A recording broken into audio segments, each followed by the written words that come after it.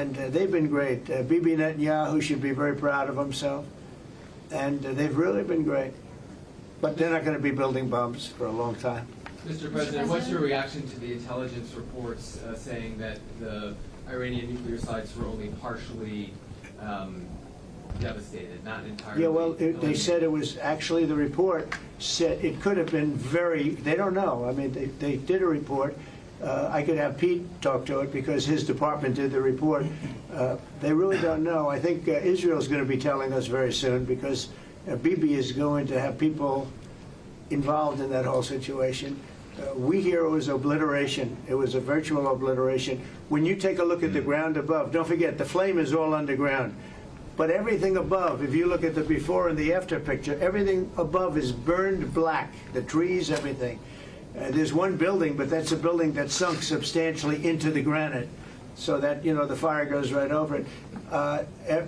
It was, I believe it was total obliteration. I believe they didn't have a chance to get anything out because we acted fast. If it would have taken 2 weeks maybe, but it's very hard to remove that kind of material. Very hard and very dangerous for them to remove it.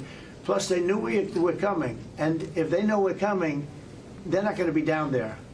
There aren't too many people that are going to be down there. Pete, do you have something to say about that? Well, Mr. President, when you talk to the people who built the bombs, understand what those bombs can do, and deliver those bombs, they landed precisely where they were supposed to. So it was a flawless mission. Flawless. Right down where we knew they needed to enter. And given the 30,000 pounds of explosives and capability of those munitions, it was devastation underneath Fordo. And the amount of munitions, 6 per location, any assessment that tells you it was something otherwise is speculating with other motives. And we know that because when you actually look at the report, by the way, it was a top secret report, it was preliminary, it was low confidence, all right? So this isn't, you make assessments based on what you know. They and don't, it said it could be very devastating, very serious. Moderate to severe, and we believe far more likely severe and obliterated. So this is a political motive here. Is there a leak investigation? Of course. We're doing a leak investigation with the FBI right now because this information is for internal purposes, battle damage assessments, and CNN and others are trying to spin it to make the president look bad when this was an overwhelming success. We had a tremendous success, and this is the New York Times. I call it the failing New York Times. It's going to hell. And CNN, which, as you know, very few people are watching. And you would think they'd do the opposite. You would think they'd want to say, this was an unbelievable success. And the thing that hurts me is it's really demeaning to the pilots and the people that put that whole thing together, the generals. That was a perfect operation. And when you look at the holes, and this was done from 52,000 feet, there was no moon, there was no light, and those 3 holes are right together. And also, and nobody talks about this, we shot 30 Tomahawks from submarines, in particular one submarine, but that was 400 miles away. And every one of those Tomahawks hit within a foot of where they were supposed to hit. Took out a lot of buildings that Israel wasn't able to get. We took them out with Tomahawks. We don't even talk about that. This was a devastating attack, and it knocked them for a loop. And you know, if it didn't, they wouldn't have settled. If they had won, if we didn't take it out, they wouldn't have settled. Somebody mentioned that to me last night. If that thing wasn't devastated, they would have never settled. Marco, do you have something to say? No, first of all, on the stuff about the intelligence, this is what a leaker is telling you the intelligence says. That's the game these people play. They read it, and then they go out and characterize it the way they want it characterized, and they're leakers. This is the game they play. So that's number one. Number two, here's a fact. The conversion facility, which you can't do a nuclear weapon without a conversion facility, we can't even find where it is, where it used to be on the map. You can't even find where it used to be because the whole thing is just blackened out. It's gone. It's wiped out. It's wiped out. Then we dropped 12 of the strongest bombs on the planet right down the hole in 2 places. Everything underneath that mountain is in bad shape.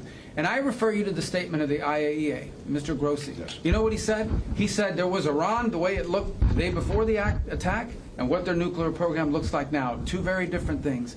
They are way behind where they were just 7 days ago. Now, anything in the world can be rebuilt, but now we know where it is. And if they try to rebuild it, we'll have options there as well. But all this leaker stuff, these leakers are professional stabbers. That's what they are. They go out and they read this stuff, and then they tell you what it says against the law, but they characterize it for you in a way that's absolutely false. There's no way Iran comes to the table if somehow nothing had happened. This was complete and total obliteration. They're in bad shape. They are way behind today compared to where they were just 7 days ago because of what the president did. Marco, can I just alert you to one other aspect? So the great thing is you took out the nuclear capability of Iran. This was crucial. You did it in a way which is extremely impressive. But the signal sends to the rest of the world that this president, when it comes to it, yes, he is a man of peace, but if necessary, he is willing to use strength, the enormous strength of the American military. So I think that signal to the rest of the world, this is far beyond Iran, is extremely important. So let me also point us to that aspect of what happens. They went down, Iran went down to the site afterwards. They said it's so devastated, and they settled when they saw what we did to it. And frankly, if we didn't do that, they would have had a lot of ammunition to keep going. They wouldn't have settled. Somebody brought that up, and 2 Iranians went down to see it, and they called back and they said, this place is gone. So it's just fake news by CNN, which has got no ratings. It's a failed network. Anybody here from CNN, by the way? Because you're a really disgraceful network. MSNBC, I think, is actually worse. But they're all pretty bad. But yours is good, Katie, I'll tell you. Mr. President, You know what Marco reminded me that he did such a nice job there? It was 9 years ago I had to debate this guy. He was not easy. I think he even got better. But when you were into your little thing, I said, this is when I had to debate this guy. You think it's easy to debate him? It's not easy. How long do you think that the Iranian nuclear program has been put back by these strikes? Years or totally obliterated? I think basically decades, because I don't think they'll ever do it again. I just don't think they're going to do it. I think they're going to take their oil, they're going to have some missiles, and they'll have, I think they've had it. What they want to do is enrich. They've been trying to do it. By the way, it's hard to enrich. And, you know, when you look at a site like